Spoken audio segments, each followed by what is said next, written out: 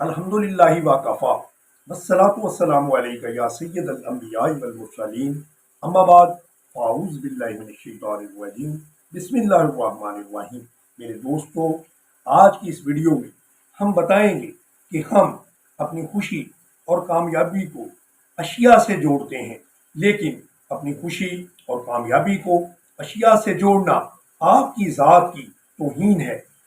महंगी गाड़ियां, ब्रांडेड कपड़ों की खरीदारी से आपका सारा पैसा इस मुल्क के 1% आबादी की जेब में चला जाता है, जो टैक्स तक सही तरीके से अदा नहीं करते।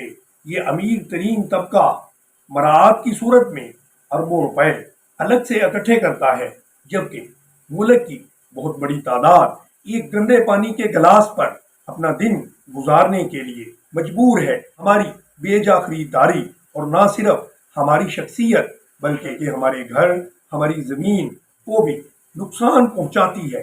अक्सर अपने मयार ज़िंदगी को बुलंद रखने के लिए, बल्कि यूं कहिए कि मयार ज़िंदगी को ज़ाहिर करने के लिए हम कर्जे लेते हैं।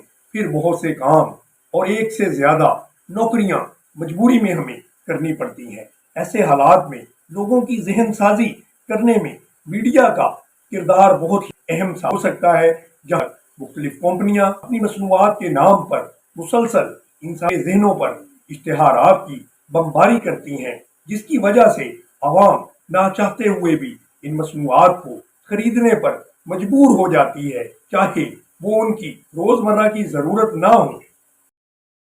लेकिन मेरे दोस्तों, मैं आपको ये बात बताता जाऊं कि कुरान और सुन्नत का ये मयार नहीं है कि हम फजूल खर्ची करें, बल्कि सूरह इसरा की आयत 28 में अरशाद रब्बानी है, फजूल खर्ची ना करो।